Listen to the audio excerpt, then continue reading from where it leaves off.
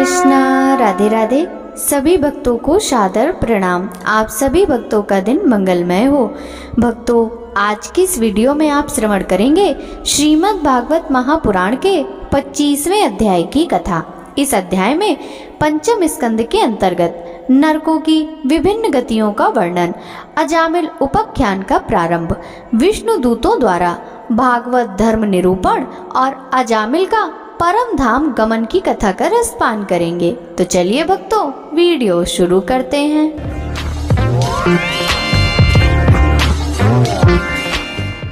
राजा परीक्षित ने पूछा, महर्षि, लोगों को जो ये ऊंची नीची गतियां प्राप्त होती हैं, उनमें इतनी विभिन्नता क्यों है? श्री सुखदेव जी ने कहा, राजन, कर्म करने वाले पुरुष सात्विक, राजस और तामस 3 प्रकार के होते हैं तथा उनकी श्रद्धाओं में भी भेद रहता है। इस प्रकार स्वभाव और श्रद्धा के भेद से उनके कर्मों की गतियां भी भिन्न भिन्न होती हैं और न्यूनाधिक रूप में ये सभी गतियां सभी कर्ताओं को प्राप्त होती हैं। इसी प्रकार निषिद्ध कर्म रूप पाप करने वालों को भी उनकी श्रद्धा की असमानता के कारण समान फल नहीं मिलता।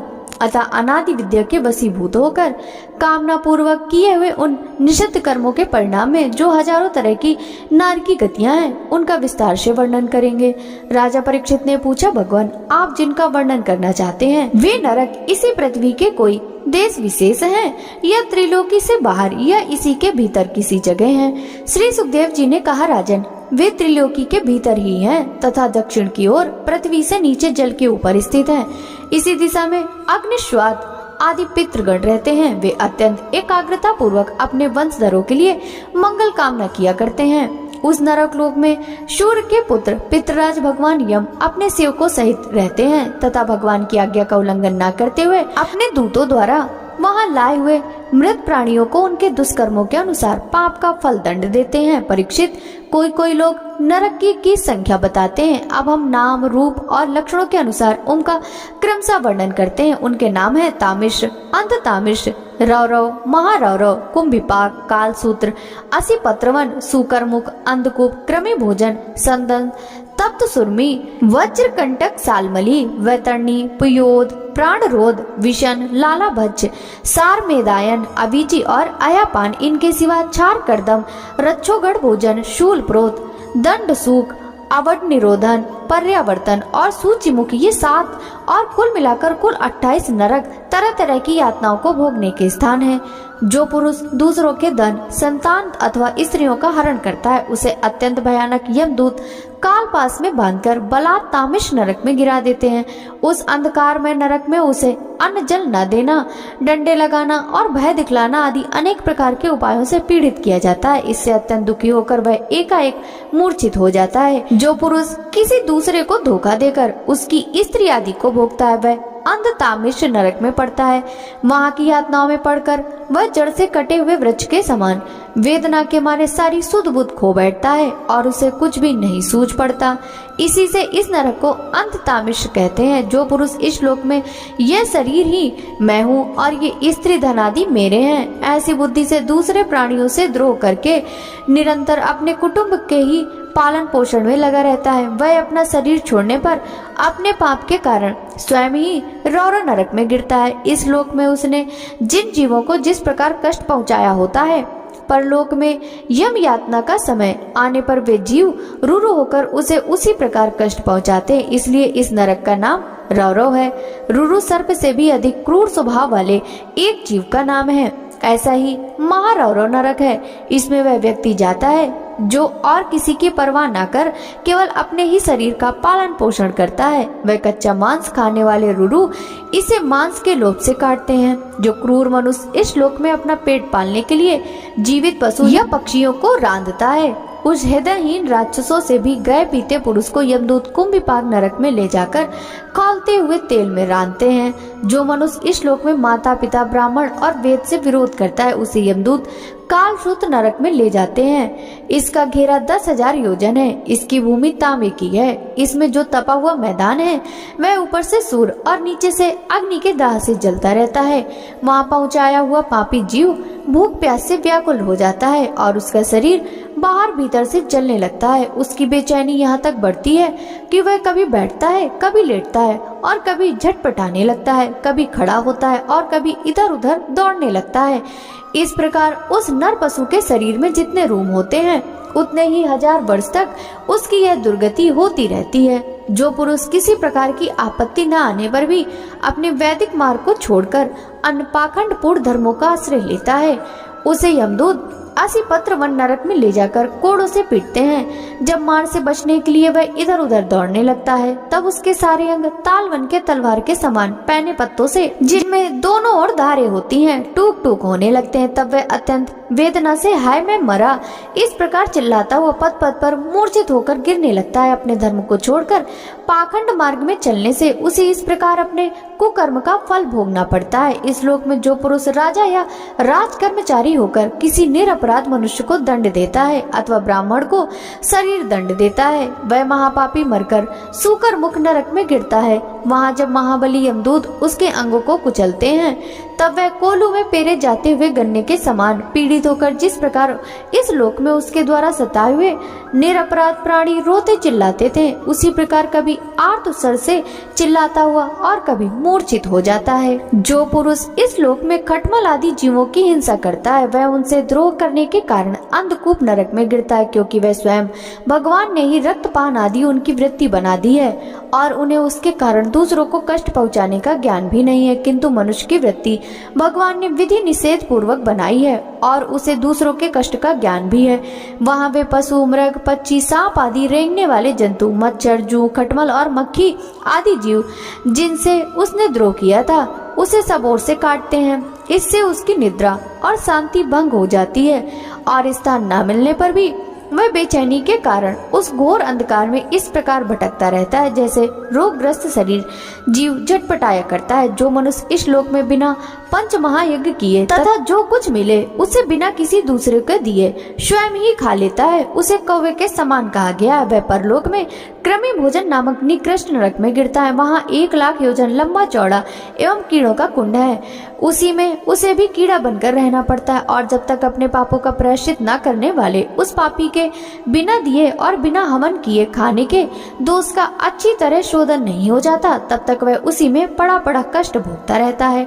वहाँ कीड़े उसे नोचते हैं और वह कीड़ों को खाता है। राजन, इस लोक में जो व्यक्ति चोरी या परचोरी में ब्राह्मण अथवा आपत्ति का समय न होने पर भी किसी दूसरे पुरुष के स्वर्ण और रत्नादि का हरण करता है, उसे मरने पर यमदूत संदस नामक नरक में ले जाकर तपाए हुए लोहे के गोले से दागते हैं और संडिसी से उसकी खाल नोचते हैं। इस लोक में यदि कोई पुरुष अगम्य स्त्री के साथ संभोग करता है अथवा कोई स्त्री अगम पुरुष से व्यभिचार करती है तो यमदूत उसे तप्त सुरमी नामक नरक में ले जाकर कोड़ों से पीटते हैं तथा पुरुष को तपाए हुए लोहे की स्त्री मूर्ति से और स्त्री को तपाई हुई पुरुष प्रतिमा से आलिंगन कराते हैं। जो पुरुष इस श्लोक में पशु आदि सभी के साथ व्यभिचार करता है उसे मृत्यु के बाद यमदूत वज्र कंटक सालमली नरक में गिराते हैं और वज्र के समान कठोर कांटों वाले सेमर के वृक्ष पर चढ़ाकर फिर नीचे की ओर खींचते हैं। जो राजा या राजपुरुष इस श्लोक में श्रेष्ठ कुल में जन्म पाकर भी धर्म की मर्यादा का उच्छेद करते हैं वे उस मर्यादित क्रमण के कारण मरने पर वैतरणी नदी में पटके जाते हैं। यह नदी नरकों की खाई के समान है। उसमें मल, मूत्र, पीव, रक्त, केस, नख, हड्डी, चर्बी, मांस और मज्जा आदि गंदी चीजें भरी हुई हैं। वहां गिरने पर उन्हें इधर उधर के जल जीव नोचते हैं किंतु इससे उनका शरीर नहीं छूटता। पाप के कारण प्राण उसे वहन किए रहते हैं और वे उस दुर्गति को अपनी करनी का फल समझकर मन ही मन संतप्त होते रहते हैं। जो लोग शौच और आचार के नियमों का परित्याग कर तथा लज्जा को तिलांजलि देकर इस लोक में शूद्राओं के साथ संबंध गांठकर पशुओं के समान आचरण करते हैं वे भी मरने के बाद पीव, विष्ठा, मूत्र, कफ और मल से भरे हुए पियोद नामक समुद्र में गिरकर उन अत्यंत घृणित वस्तुओं को ही खाते हैं। इस लोक में जो ब्राह्मणादि उच्च वर्ण के लोग कुत्ते या गधे पालते और शिकार आदि में लगे रहते हैं तथा शास्त्र के विपरीत पशुओं का वध करते हैं। मरने के पश्चात वे प्राण रोध नरक में डाले जाते हैं और वहां यमदूत उन्हें लक्ष्य मानकर बाड़ों से बीनते हैं। जो पाखंडी लोग पाखंड पूर्ण यज्ञों में पशुओं का वध करते हैं उन्हें परलोक में विषण नरक में डालकर वहां के अधिकारी बहुत पीड़ा देकर काटते हैं। जो द्विज कामातुर होकर अपनी श्रवणा भार्य को वीरपान कराता है उस पापी को मरने के बाद यमदूत वीर की नदी में डालकर वीर पिलाते हैं। जो कोई चोर अथवा राजा या राजपुरुष इस श्लोक में किसी के घर में आग लगा देते हैं, किसी को विष देते हैं अथवा गांव या व्यापारियों की टोलियों को लूट लेते हैं, उन्हें मरने के पश्चात सारमेयादन नामक नरक में वज्र की सी दाढ़ों वाले 720 यमदूत कुत्ते बनकर बड़े वेग से काटने लगते हैं। इस श्लोक में जो पुरुष किसी की गवाही देने, व्यापार में अथवा दान के समय किसी भी तरह झूठ बोलता है वह मरने पर आधार सून अविचिमान नरक में पड़ता है। वहाँ उसे 100 योजन ऊंचे पहाड़ के शिखर से नीचे को सिर करके गिराया जाता है।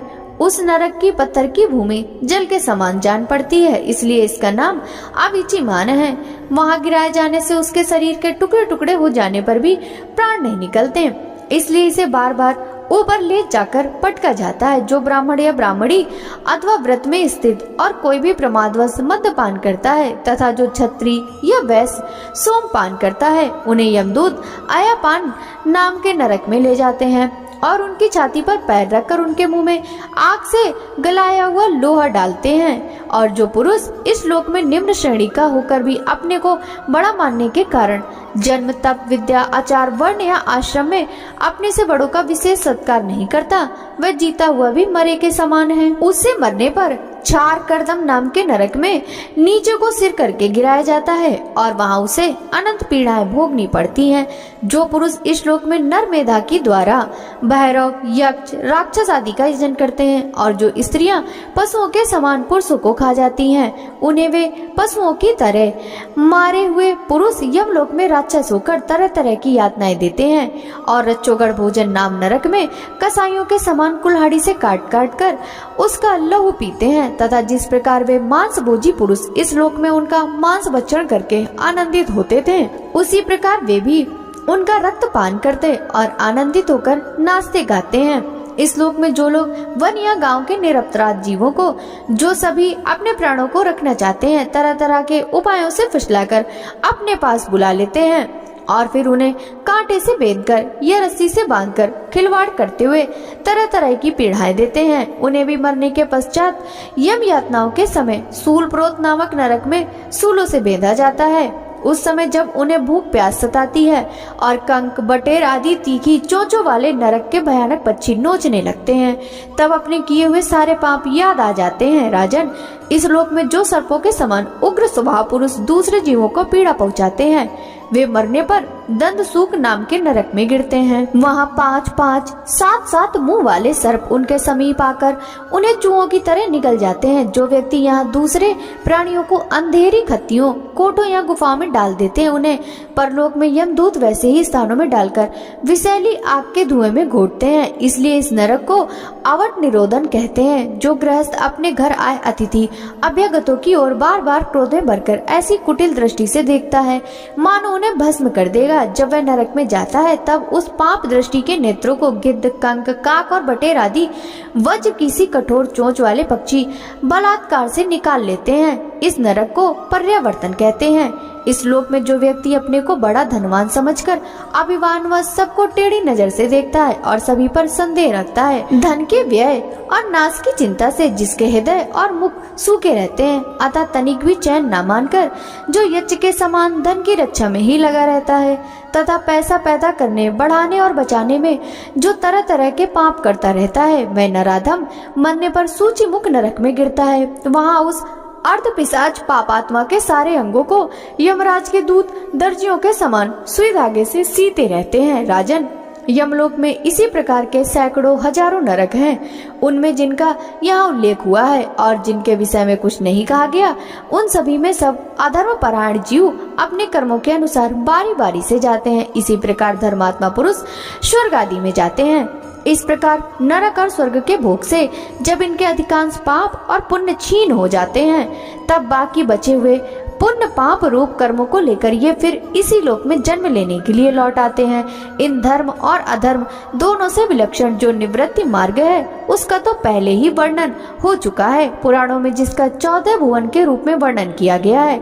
वह ब्रह्मांड कोश इतना ही है। यह साक्षात परम पुरुष श्री नारायण अपनी माया के गुणों से युक्त अत्यंत स्थूल स्वरूप है। इसका वर्णन मैंने तुम्हें सुना दिया। परमात्मा भगवान का उपनिषदों में वर्णित निर्गुण स्वरूप यद्यपि मन बुद्धि की पहुंच के बाहर है, तो जो भी पुरुष इस स्थूल स्वरूप का वर्णन आदर पूर्वक पढ़ता है, सुनता या सुनाता है, उसकी बुद्धि श्रद्धा और भक्ति के कारण शुद्ध हो जाती है और वह उस सूक्ष्म रूप का भी अनुभव कर सकता है। यति को चाहिए कि भगवान के स्थूल और सूक्ष्म दोनों प्रकार के रूपों का श्रवण करके पहले स्थूल रूप में चित्त को स्थिर करे, फिर धीरे धीरे वहां से हटाकर उसे सूक्ष्म में लगा दे। परीक्षित, मैंने तुमसे पृथ्वी, उसके अंतर्गत द्वीप, वर्ष, नदी, पर्वत, आकाश, समुद्र, पाताल, दिशा, नरक, ज्योतिर्गण और लोगों की स्थिति का वर्णन किया। यही भगवान का अति अद्भुत स्थूल रूप है जो समस्त समुदाय का आश्रय है। राजा परीक्षित ने कहा, भगवान, आप पहले द्वितीय स्कंद में निवृत्ति मार्ग का वर्णन कर चुके हैं तथा यह भी बतला चुके हैं कि उसके द्वारा अर्चिरादि मार्ग से जीव क्रमशः ब्रह्मलोक में पहुंचता है और फिर ब्रह्मा के साथ मुक्त हो जाता है। मुनिवर, सिवा आपने उस प्रवृत्ति मार्ग का जो तृतीय स्कंद में भली भांति वर्णन किया, जिससे त्रिगुणमय स्वर्ग आदि लोकों की प्राप्ति होती है और प्रकृति का संबंध न छूटने के कारण जीवों को बार बार जन्म मृत्यु के चक्कर में आना पड़ता है। आपने यह भी बतलाया कि अधर्म करने से अनेक नरकों की प्राप्ति होती है और 5वें स्कंद में उनका विस्तार से वर्णन भी किया। चौथे स्कंद में आपने उस प्रथम मनवंतर का वर्णन किया जिसके अधिपति स्वयंभू मनु थे। साथ ही चौथे और 5वें स्कंद में प्रिव्रत और उत्तानपाद के वंशों का, चरित्रों का, द्वीप, वर्ष, समुद्र, नदी, पर्वत, उद्यान और विभिन्न द्वीपों के वृक्षों का भी निरूपण किया। भूमंडल की स्थिति, उसके द्वीप, वर्ष आदि विभाग, उनके लक्षण तथा परिमाण, नक्षत्रों की स्थिति, अतल वितल आदि भू विवर और भगवान ने इन सब की जिस प्रकार सृष्टि की उसका वर्णन भी सुनाया। महाभाग, अब मैं वह उपाय जानना चाहता हूँ जिसके अनुष्ठान से मनुष्यों को अनेकानेक भयंकर यातनाओं से पूर्ण नरकों में न जाना पड़े। कृपा करके उसका उपदेश कीजिए। श्री सुखदेव जी ने कहा, मनुष्य मन, वाणी और शरीर से पाप करता है। यदि वह उन पापों का इसी जन्म में प्रायश्चित न कर ले तो मरने के बाद उसे अवश्य उन भयंकर यातनापूर्ण नरकों में जाना पड़ता है, जिनका वर्णन मैंने तुम्हें 5वें स्कंद के अंत में सुनाया है। इसलिए बड़ी सावधानी और सजगता के साथ रोग एवं मृत्यु के पहले ही शीघ्र से शीघ्र पापों की गुरुता और लघुता पर विचार करके उनका प्रायश्चित कर डालना चाहिए। जैसे मर्मज्ञ चिकित्सक रोगों का कारण और उनकी गुरुता लघुता जानकर झटपट उनकी चिकित्सा कर डालता है। राजा परीक्षित ने पूछा, भगवान, मनुष्य राजदंड, समाजदंड आदि लौकिक और शास्त्रोक्त नरक गमन आदि पारलौकिक कष्टों से यह जानकर भी कि पाप उनका शत्रु है, पाप वासनाओं से विवश होकर बार बार वैसे ही कर्मों में प्रवृत्त हो जाता है। ऐसी अवस्था में उसके पापों का प्रायश्चित कैसे संभव है? मनुष्य कभी तो प्रायश्चित आदि के द्वारा पापों से छुटकारा पा लेता है, कभी फिर उन्हें ही करने लगता है। ऐसी स्थिति में मैं समझता हूँ कि जैसे स्नान करने के बाद धूल डाल लेने के कारण हाथी का स्नान व्यर्थ हो जाता है, वैसे ही मनुष्य का प्रायश्चित करना भी व्यर्थ है। श्री सुखदेव जी ने कहा, वस्तुतः कर्म के द्वारा ही कर्मों का निर्बीज नाश नहीं होता, क्योंकि कर्म का अधिकारी अज्ञानी है। अज्ञान रहते पाप वासनाएं सर्वथा नहीं मिट सकती। इसलिए सच्चा प्रायश्चित तो तत्व ज्ञान ही है। जो पुरुष केवल सुपथ्य का ही सेवन करता है उसे रोग अपने वश में नहीं कर सकते। वैसे ही परीक्षित, जो पुरुष नियमों का पालन करता है वह धीरे धीरे पाप वासनाओं से मुक्त हो कल्याणप्रद तत्वज्ञान प्राप्त करने में समर्थ होता है। जैसे बांसों के झुरमुट में लगी आग बांसों को जला डालती है, वैसे ही धर्मज्ञ और श्रद्धावान धीर पुरुष तपस्या, ब्रह्मचर्य, इंद्रिय दमन, मन की स्थिरता, दान, सत्य, बाहर भीतर की पवित्रता तथा यम एवं नियम, इन 9 साधनों से मन, वाणी और शरीर द्वारा किए गए बड़े से बड़े पापों को भी नष्ट कर देते हैं। भगवान की शरण में रहने वाले भक्तजन जो बिरले ही होते हैं, केवल भक्ति के द्वारा अपने सारे पापों को उसी प्रकार भस्म कर देते हैं जैसे सूर्य कोहरे को। परीक्षित, पापी पुरुष की जैसी शुद्धि भगवान को आत्मसमर्पण करने से और उनके भक्तों का सेवन करने से होती है, वैसी तपस्या आदि के द्वारा नहीं होती। जगत में यह भक्ति का पंथ ही सर्वश्रेष्ठ, भय रहित और कल्याण स्वरूप है, क्योंकि इस मार्ग पर भगवत परायण सुशील साधु जन चलते हैं। परीक्षित, जैसे शराब से बड़े घड़ों को नदियां पवित्र नहीं कर सकती, वैसे ही बड़े बड़े प्रायश्चित बार बार किए जाने पर भी भगवत विमुख मनुष्य को पवित्र करने में असमर्थ हैं। जिन्होंने अपने भगवत गुण अनुरागी मन मधुकर को भगवान श्री कृष्ण के चरणारविंद मकर कंद का एक बार पान करा दिया, उन्होंने सारे प्रायश्चित कर लिए। वे स्वप्न में भी यमराज और उनके पासधारी दूतों को नहीं देखते, फिर नरक की तो बात ही क्या। परीक्षित, इस विषय में महात्मा लोग एक प्राचीन इतिहास कहा करते हैं, उसमें भगवान विष्णु और यमराज के दूतों का संवाद है। तुम मुझसे उसे सुनो।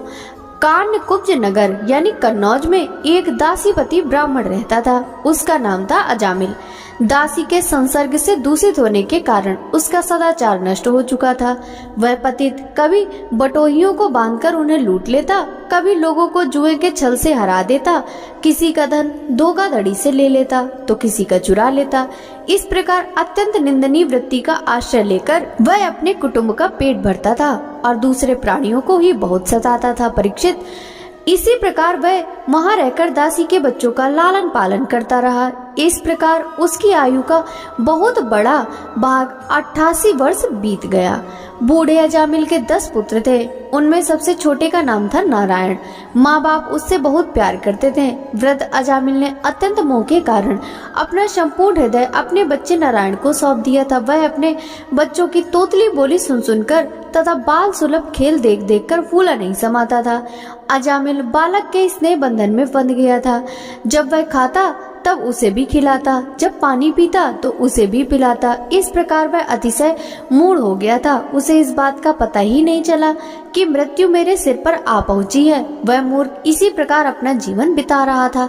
मृत्यु का समय आ पहुंचा। अब वह अपने पुत्र बालक नारायण के संबंध में ही सोचने विचारने लगा। इतने में ही जामिल ने देखा कि उसे ले जाने के लिए अत्यंत भयावने 3 यमदूत आए हैं। उनके हाथों में फांसी है, मुंह टेढ़े टेढ़े हैं और शरीर के रोए खड़े हुए हैं। उस समय बालक नारायण वहां से कुछ दूरी पर खेल रहा था। यमदूतों को देखकर अजामिल अत्यंत व्याकुल हो गया और उसने बहुत ऊंचे स्वर से पुकारा, नारायण।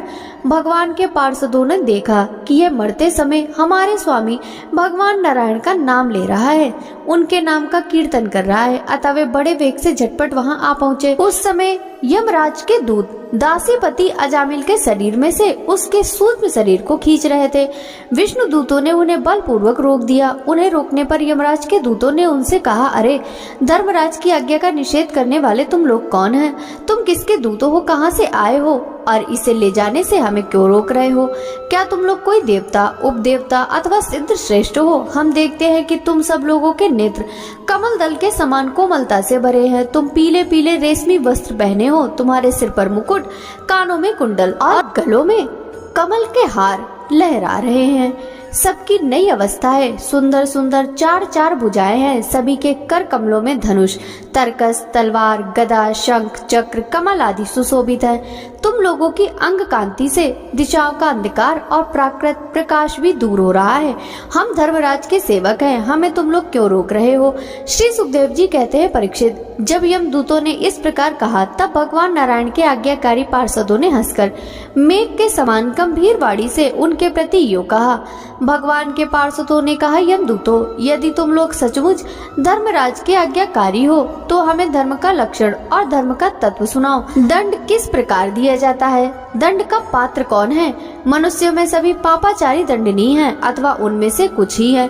यमदूतों ने कहा, वेदों ने जिन कर्मों का विधान किया है वे धर्म है और जिनका निषेध किया है वे अधर्म है।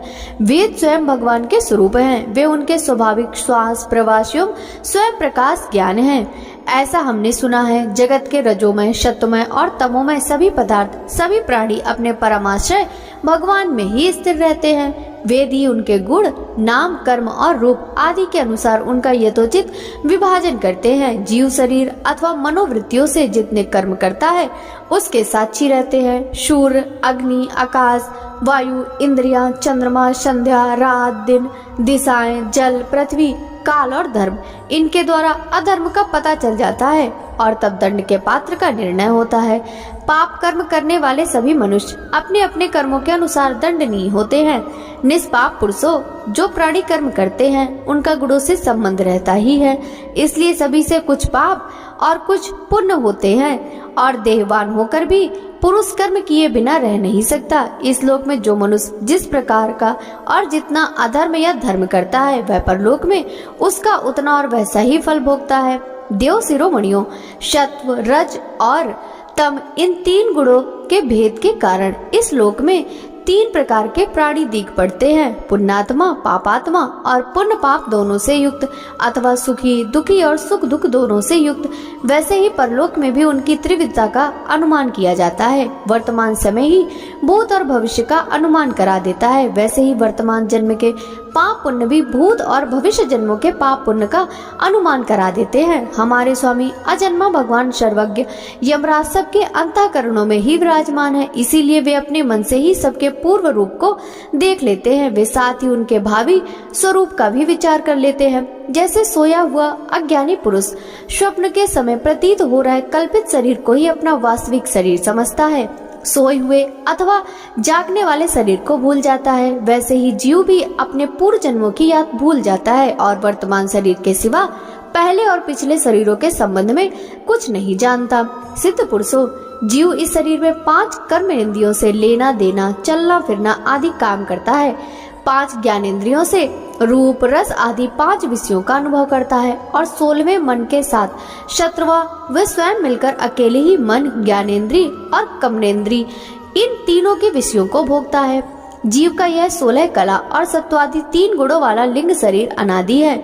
यह जीव को बार बार हर्ष, शोक, भय और पीड़ा देने वाले जन्म मृत्यु के चक्कर में डालता है।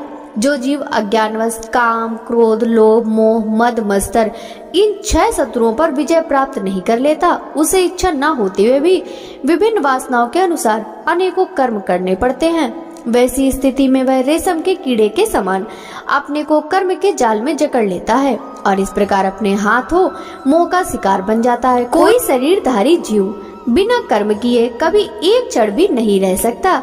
प्रत्येक प्राणी के स्वाभाविक गुण बलपूर्वक विवश करके उससे कर्म कराते हैं। जीव अपने पूर्व जन्मों के पाप पुण्यमय संस्कारों के अनुसार स्थूल और सूक्ष्म शरीर प्राप्त करता है। उसकी स्वाभाविक एवं प्रबल वासनाएं कभी उसे माता के जैसा स्त्री रूप बना देती हैं, तो कभी पिता के जैसा पुरुष रूप। प्रकृति का संसर्ग होने से ही पुरुष अपने को अपने वास्तविक स्वरूप के विपरीत लिंग शरीर मान बैठता है। यह विपर्य भगवान के भजन से शीघ्र ही दूर हो जाता है। देवताओं, आप जानते ही हैं कि यह अजामिल बड़ा शास्त्रज्ञ था। शील, सदाचार और सदा गुणों का तो यह खजाना ही था। ब्रह्मचारी, विनयी, जितेंद्री, सत्यनिष्ठ, मंत्रवेत्ता और पवित्र भी था। इसने गुरु, अग्नि, अतिथि और व्रत पुरुषों की सेवा की थी।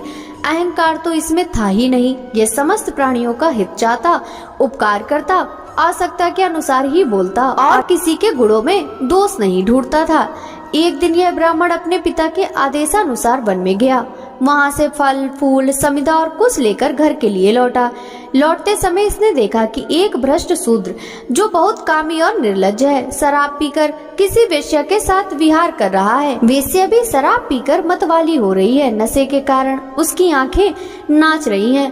वह अर्धनग्न अवस्था में है। वह शूद्र उस वेश्या के साथ कभी गाता, कभी हंसता और कभी तरह तरह की चेष्टाएं करके उसे प्रसन्न करता। निष्पाप पुरुषों, शूद्र की भुजाओं में अंगराग आदि कामोद्दीपक वस्तुएं लगी हुई थी और वह उनसे उस कुलटा का आलिंगन कर रहा था। अजामिल उन्हें इस अवस्था में देखकर सहसा मोहित और काम के वश हो गया। यद्यपि अजामिल ने अपने धैर्य और ज्ञान के अनुसार अपने काम वेग से विचलित मन को रोकने की बहुत चेष्टाएं की, परंतु पूरी शक्ति लगा देने पर भी वह मन को रोकने में असमर्थ रहा। उस वेश्या को निमित्त बनाकर काम पिशाच ने अजामिल के मन को ग्रास लिया। इसकी सदाचार और शास्त्र संबंधी चेतना नष्ट हो गई। अब यह मन ही मन उसी वेश्या का चिंतन करने लगा और अपने धर्म से विमुख हो गया। अजामिल सुंदर सुंदर वस्त्र, आभूषण आदि वस्तुएं जिनसे वह प्रसन्न होती ले आता। यहाँ तक कि इसने अपने पिता की सारी संपत्ति देकर भी उसी कुलटा को रिझाया। यह ब्राह्मण उसी प्रकार से चेष्टा करता जिससे वह वेश्या प्रसन्न हो। उस स्वच्छंद चारणी कुलटा की तिरछी चितवन से इसके मन को ऐसा लुभा लिया कि इसने अपनी कुलीन नवयुवती और विवाहिता पत्नी तक का परित्याग कर दिया। इसके पाप की भी भला कोई सीमा है? यह कुबुद्धि न्याय से अन्याय से जैसे भी जहाँ कहीं भी धन मिलता वहीं से उठा लेता। उस वेश्या के बड़े कुटुंब का पालन करने में ही यह व्यस्त रहता। इस पापी ने शास्त्र का उल्लंघन करके स्वच्छंद आचरण किया। यह सत्पुरुषों के द्वारा निंदित है। इसने बहुत दिनों तक वेश्या के मल समान अपवित्र अन्न से अपना जीवन व्यतीत किया। इसका सारा जीवन ही पापमय है। इसने अब तक अपने पापों का कोई प्रायश्चित भी नहीं किया। इसलिए अब हम इस पापी को दंड पाणी भगवान यमराज के पास ले जाएंगे। वहाँ यह अपने पापों का दंड भोग कर शुद्ध हो जाएगा। श्री सुखदेव जी कहते हैं, परीक्षित, भगवान के नीति निपुण एवं धर्म का मर्म जानने वाले पार्षदों को यमदूतों का यह अभिभाषण सुनकर उनसे इस प्रकार कहा। भगवान के पार्षदों ने कहा, यमदूतों, यह बड़े आश्चर्य और खेद की बात है कि धर्मज्ञों की सभा में अधर्म प्रवेश कर रहा है, क्योंकि वहाँ अपराध और अदंडनीय व्यक्तियों को व्यर्थ ही दंड दिया जाता है। जो प्रजा के रक्षक हैं, शासक हैं, समदर्शी और परोपकारी हैं, यदि वे ही प्रजा के प्रति विषमता का व्यवहार करने लगे तो फिर प्रजा किसकी शरण लेगी? सत्पुरुष जैसा आचरण करते हैं, साधारण लोग भी वैसा ही करते हैं। वे अपने आचरण के द्वारा जिस कर्म को धर्मानुकूल प्रमाणित कर देते हैं, लोग उसी का अनुकरण करने लगते हैं। साधारण लोग पशुओं के समान धर्म और अधर्म का स्वरूप न जानकर किसी सत्पुरुष पर विश्वास कर लेते हैं। उसकी गोद में सिर रखकर निर्भय और निश्चिंत सो जाते हैं। वही दयालु सत्पुरुष जो प्राणियों का अत्यंत विश्वास पात्र है और उसे मित्र भाव से अपना हितैषी समझकर उन्होंने आत्मसमर्पण कर दिया, उन अज्ञानी जीवों के साथ कैसा विश्वासघात कर सकता है? यमदूतों, इसने कोटि कोटि जन्मों की पाप राशि का पूरा पूरा प्रायश्चित कर लिया है, क्योंकि इसने विवश होकर ही सही भगवान के परम कल्याणमय नाम का उच्चारण तो किया है।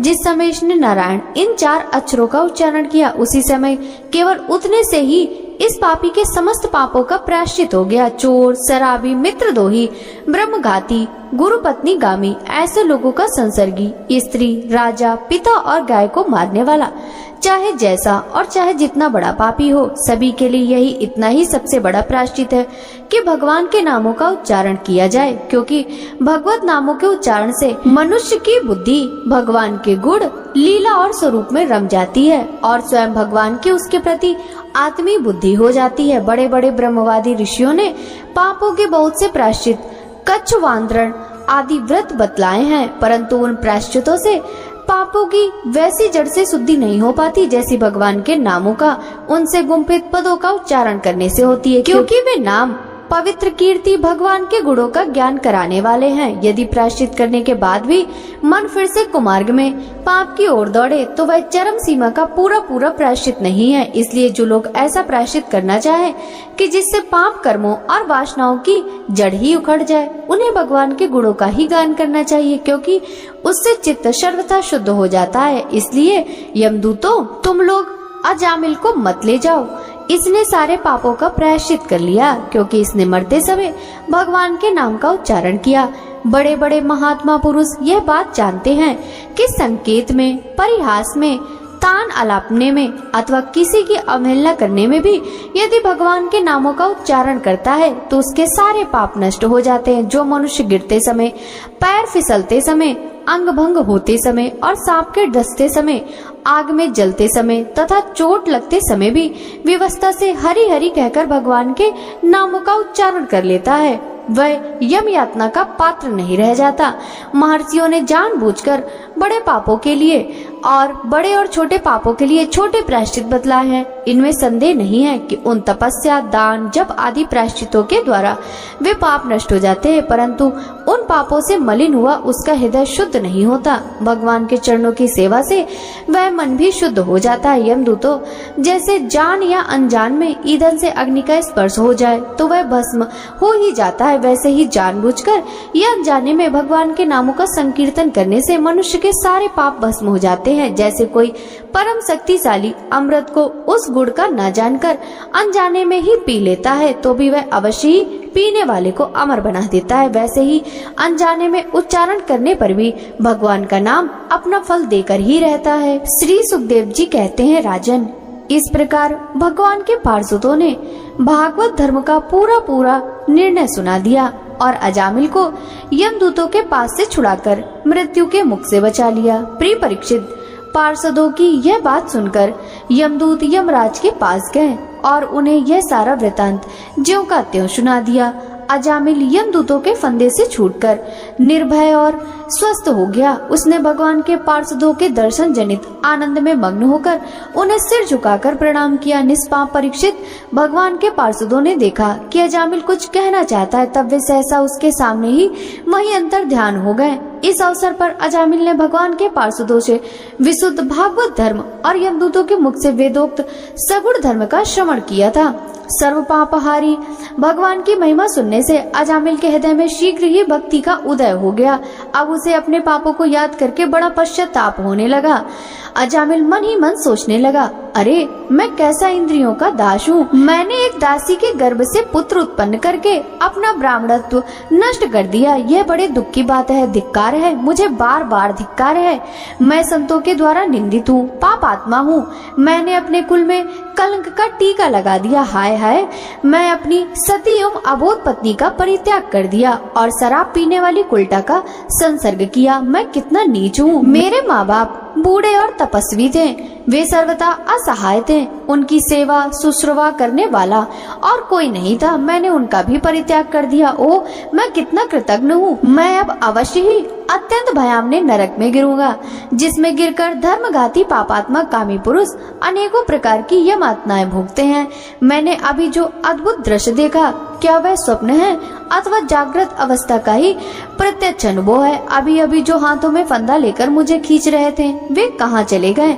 अभी अभी वे मुझे अपने फंदों में फंसाकर पृथ्वी के नीचे ले जा रहे थे, परंतु 4 अत्यंत सुंदर सिद्धों ने आकर मुझे छुड़ा लिया। वे अब कहाँ चले गए? यद्यपि मैं इस जन्म का महापापी हूँ, फिर भी मैंने पूर्व जन्मों में अवश्य ही शुभ कर्म किए होंगे, तभी तो मुझे इन श्रेष्ठ देवताओं के दर्शन हुए।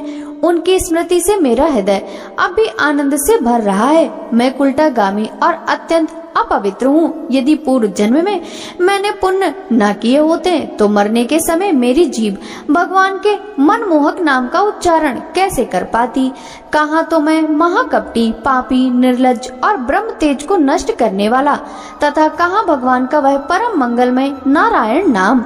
अब मैं अपने मन, इंद्रिय और प्राणों को वश में करके ऐसा प्रयत्न करूंगा कि फिर अपने को घोर अंधकार नरक में न डालूं। अज्ञानवश मैंने अपने को शरीर समझकर उसके लिए बड़ी बड़ी कामनाएं की और उनकी पूर्ति के लिए अनेकों कर्म किए। उन्हीं का फल है ये बंधन। अब मैं इसे काटकर समस्त प्राणियों का हित करूंगा, वासनाओं को शांत कर दूंगा, सबसे मित्रता का व्यवहार करूंगा, दुखियों पर दया करूंगा और पूरे संयम के साथ रहूंगा। भगवान की माया ने स्त्री का रूप धारण करके मुझ अधम को फंसा लिया और क्रीड़ा मृग की भांति मुझे बहुत नाच नचाया। अब मैं अपने आप को उस माया से मुक्त करूंगा। मैंने सत्य वस्तु परमात्मा को पहचान लिया है, अतः अब मैं शरीर आदि में मैं तथा मेरे का भाव छोड़कर भगवान नाम के कीर्तन आदि से अपने मन को शुद्ध करूंगा और उसे भगवान में लगाऊंगा। श्री सुखदेव जी कहते हैं, परीक्षित, उन भगवान के पार्षद महात्माओं का केवल थोड़ी ही देर के लिए सत्संग हुआ था। इतने से ही अजामिल के चित्त में संसार के प्रति तीव्र वैराग्य हो गया। वे सबके संबंध और मोह को छोड़कर हरिद्वार चले गए। उस देव स्थान में जाकर वे भगवान के मंदिर में आसन से बैठ गए और उन्होंने योग मार्ग का आश्रय लेकर अपनी सारी इंद्रियों को विषयों से हटाकर मन में लीन कर लिया और मन को बुद्धि में मिला दिया। इसके बाद आत्मचिंतन के द्वारा उन्होंने बुद्धि को विषयों से पृथक कर लिया तथा भगवान के धाम अनुभव स्वरूप परम ब्रह्म में जोड़ दिया। इस प्रकार जब अजामिल की बुद्धि त्रिगुणमय प्रकृति से ऊपर उठकर भगवान के स्वरूप में स्थित हो गई, तब उन्होंने देखा कि उनके सामने वे ही चारों पार्षद जिन्हें उन्होंने पहले देखा था खड़े हैं। अजामिल ने सिर झुकाकर उन्हें नमस्कार किया उनका दर्शन पाने के बाद उन्होंने उस तीर्थ स्थान में गंगा के तट पर अपना शरीर त्याग दिया और तत्काल भगवान के पार्षदों को स्वरूप प्राप्त कर लिया। अजामिल भगवान के पार्षदों के साथ स्वर्णमय विमान पर आरूढ़ होकर आकाश मार्ग से भगवान लक्ष्मीपति के निवास स्थान वैकुंठ को चले गए। परीक्षित, अजामिल ने दासी का सहवास करके सारा धर्म कर्म चौपट कर दिया था। वे अपने निंदित कर्म के कारण पतित हो गए थे।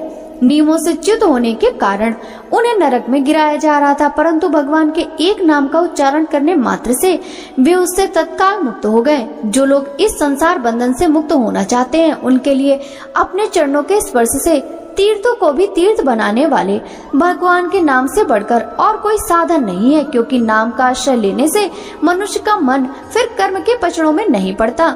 भगवान नाम के अतिरिक्त और किसी का प्रायश्चित आश्रय लेने पर मन रजोगुण और तमोगुण से ग्रस्त ही रहता है तथा पापों का पूरा पूरा नाश भी नहीं होता। परीक्षित, यह इतिहास अत्यंत गोपनीय और समस्त पापों का नाश करने वाला है। जो पुरुष श्रद्धा और भक्ति के साथ इसका श्रवण कीर्तन करता है, वह नरक में कभी नहीं जाता। यमराज के दूत तो आंख उठाकर उसकी ओर देख तक नहीं सकते। उस पुरुष का जीवन चाहे पापमय ही क्यों न रहा हो, वैकुंठ लोक में उसकी पूजा होती है। परीक्षित, देखो, अजामिल जैसे पापी ने मृत्यु के समय पुत्र के बहाने भगवान के नाम का उच्चारण किया, उसे भी वैकुंठ की प्राप्ति हो गई। फिर जो लोग श्रद्धा के साथ भगवान नाम का उच्चारण करते हैं, उनकी तो बात ही क्या। राजा परीक्षित ने पूछा, भगवान, देवादिदेव धर्मराज के वश में सारे जीव हैं और भगवान के पार्षदों ने उन्हीं की आज्ञा भंग कर दी तथा उनके दूतों को अपमानित कर दिया। भक्तों, आगे की कथा का रसपान हम कल के अध्याय में करेंगे। श्रीमद् भागवत महापुराण की यह कथा यदि आपको अच्छी लगी हो तो वीडियो को लाइक कर ज्यादा से ज्यादा भक्तों के साथ शेयर कीजिएगा। साथ ही वीडियो के कमेंट बॉक्स में जय जय श्री हरि विष्णु जरूर लिखिएगा, जिससे भगवान विष्णु की कृपा दृष्टि सदा सर्वदा आप सभी पर इसी प्रकार बनी रहे। आज से मिलते हैं श्रीमद् भागवत महापुराण के 6ठ स्कंद के अंतर्गत आगे की कथाओं के साथ। तब तक सभी भक्तों को हरे कृष्णा, राधे राधे।